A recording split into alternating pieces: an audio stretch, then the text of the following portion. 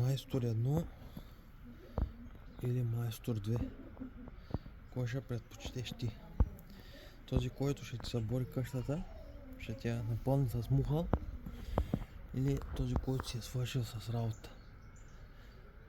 Ето, така се избира майстор. Идвате на обекта, гледате обекта, кой как го е направил, нали изглежда много супер отдолу.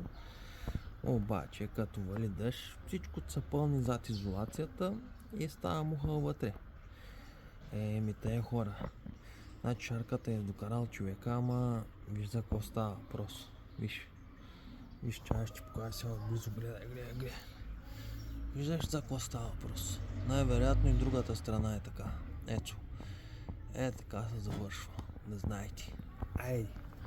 От мен е толкова и като си избирате майсторчета хора, внимавайте много добре кое как се прави, после да не се чуете откъде дойде този мухъл и защо има влага в къщата.